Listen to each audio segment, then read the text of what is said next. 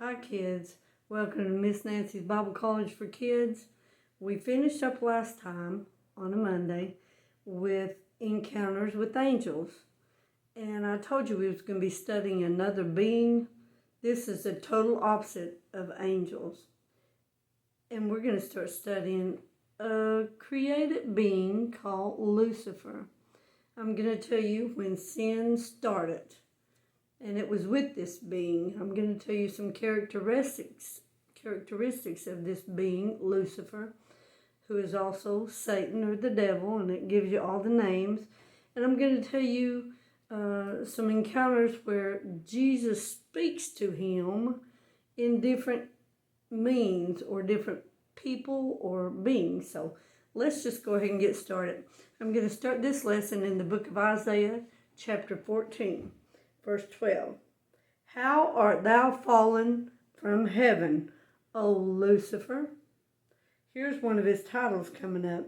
Son of the morning, how art thou cut down to the ground, which didst weaken the nations? Excuse me. And here's why. For thou hast said in thine heart, I will ascend unto heaven. I will exalt my throne above the stars of God. I will sit also upon the mount of the congregations in the sides of the earth, in the sides of the north, I will ascend above the heights of the clouds. I will be most like the Most High. Yet, here's his response to him, Thou shalt be brought down to hell, to the sides of the pit. Now, I told you he was a created being. We're going to learn more about him as we go on. But we're going to go way back to the book of Genesis in chapter 3. And this is the first time in this book that the Lord is talking to Satan, but he has another form. It's in chapter 3, verses 14 and 15. The Lord God said unto the serpent, Because thou hast done this is when he tricked Adam and Eve, and the trouble started on earth. Remember, Lucifer was up in heaven, and he started by saying, I will. And now, because thou hast done this, thou art cursed to the serpent above all cattle, and above every beast of the field, and upon thy belly shalt thou go, and dust shalt thou eat all the days of thy life. Now, Nosy Nancy, she comes into play here. She thinks, well, if from this day you was cursed and you're crawling on the ground, what did you do before that? Did you fly? Did you have wings? Did you walk? Did you have legs? It mentions a fiery flying serpent later in the book, but that's just one of them curious things I need to know about. But anyway, God goes on to tell him, I will put enmity, which means you're going to be enemies, between thee and the woman, talking about Eve, and between thy seed and her seed. It shall bruise thy head, that's for another lesson later, and thou shalt bruise his heel. Well, babies, you know on the cross that Jesus' heels was bruised, where he was pushing up to get his last breaths. And so now we're going to go on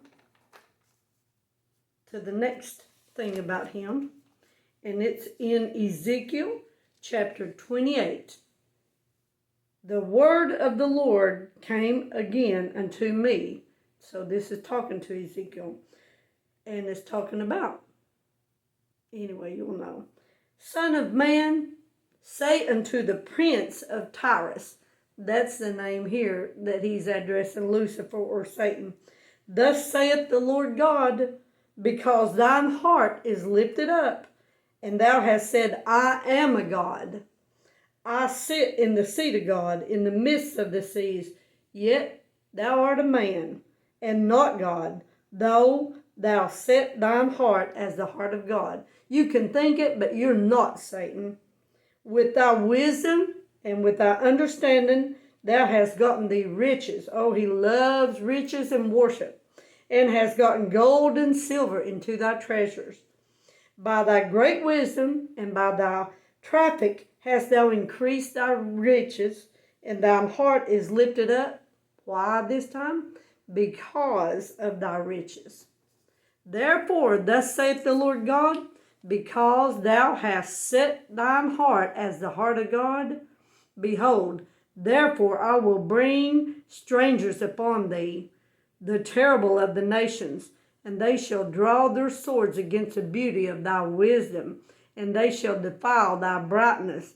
They shall bring thee down to the pit, and thou shalt die the deaths of them that are slain in the midst of the seas. Wilt thou yet say before him that slayeth thee, I am God? But thou shalt be a man and no God, he tells him again, in the hand of him that slayeth thee. Thou shalt die the deaths of the uncircumcised by the hand of strangers, for I have spoken it, saith the Lord.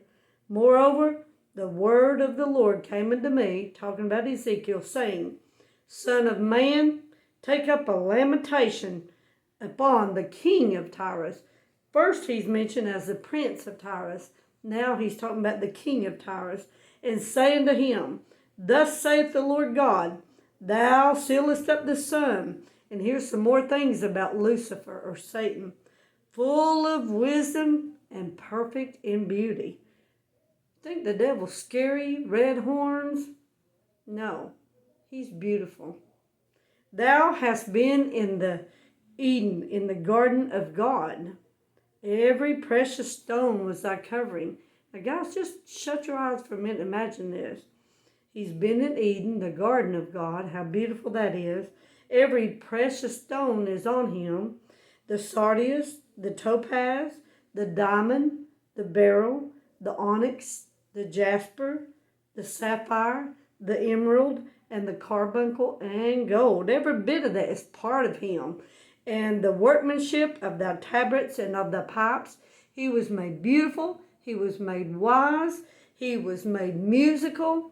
He was created. That's some things you know about Lucifer, that he's a son of the morning too. So we'll go on. You was prepared that was prepared in thee in the day that thou wast created. Thou art, here's something else, the anointed cherub that covereth. And I have set thee so. Thou wast upon the holy mountain of God. He was up there. He was the light bearer. He was above the throne, reflecting God's glory. But he ain't no more. Guess who's the light of the world now? That's why he hates us, babies. But anyway, thou art the anointed cherub that covereth. And I have set thee so. Thou wast upon the holy mountain of God. Thou hast walked up and down in the midst of the stones of fire. Thou wast perfect in thy ways from the day that thou wast created, until iniquity, which is sin, was found in thee. By the multitude of thy merchandise, they have filled the midst of thee with violence, and thou hast sinned. Therefore, so you know he sinned, I will cast thee as profane out of the mountain of God. God cast Lucifer down, and he took a third of the angels with him. I will cast thee as profane out of the mountain of God, and I will destroy thee, O covering cherub, from the midst of the stones of fire. Thine heart was lifted up. Why? Because of thy beauty. Thou hast corrupted thy wisdom by the reason of thy brightness. He was so bright. I will cast thee to the ground. I will lay thee before kings that they may behold thee. Thou hast defiled thy sanctuaries by the multitude of thine iniquities, by the iniquity of thy traffic. Therefore will I bring forth a fire from the midst of thee. It shall devour thee, and I will bring thee to ashes upon the earth in the sight of all them that behold thee. All they that know thee among the people shall be astonished at thee. Thou shalt be a terror, and never shall thou be any more. Guys, there's coming a day when he's coming back to get his church. I don't think it'll be very long at all. And I think that, well, I don't think nothing. I know that someday God is going to destroy Satan and everybody's going to know it. So now we're going to the book of Matthew, chapter 16. I don't know what's wrong with my voice, guys. Here's another source where he talks to the devil through somebody else. And this one might surprise you because it hurts Nancy's heart, Miss Nancy's heart. Then Peter, Jesus has just got through telling his disciples, he said, boys, I'm going to have to go up and I'm going to be persecuted by men and they're going to kill me. No, they did not like that because they was wanting him to be their king and save them right then. They wanted him then to take over. But anyway, Peter took him, talking about Jesus, and began to rebuke him. Jesus? Peter? Yeah.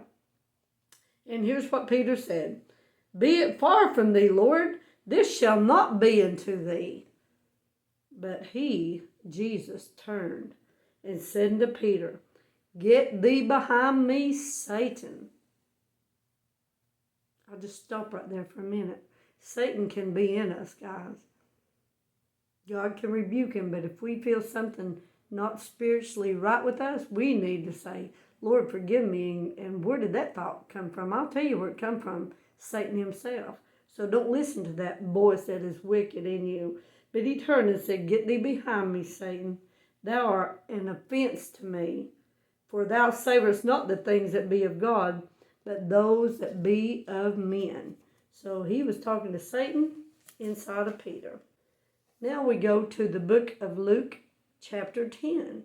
And there's just one verse here that Miss Nancy wanted to bring to your attention. This is Jesus himself talking. And he says this in verse 18. I beheld Satan as lightning falling from heaven. So there is Satan in the form of lightning. Just an example of some of the ways Satan can really affect us, guys, or that Jesus or God talks to him. But anyway, in Revelation 12, and guys, if you want to study about Satan and his demons and the devils, or if you want to study more about angels, Revelation, the last book of the Bible, is an awesome place to do this. We're going to go to chapter 12, and we'll start with verse 7. There was war in heaven. Now, we had this during the angel parts. There was war in heaven. Michael and his angels fought against the dragon, so he's considered the dragon here. And the dragon fought, and his angels, yes, the devil, the dragon, Satan, Lucifer, he has his own angels. But they prevailed not, neither was their place found any more in heaven. And the great dragon, Satan, Lucifer, was cast out, that old serpent. So the great dragon, the old serpent, called the devil and Satan, right there is 4 titles in this one verse, which deceiveth the whole world. He was cast out into earth, and his angels were cast out with him. And I heard a loud voice saying in heaven, Now is come salvation and strength and the kingdom of our God and the power of his Christ. For the accuser of the brethren, that's who Satan is cast down, which accuseth them before our God day and night. But anyway, I think I'm going to stop right there.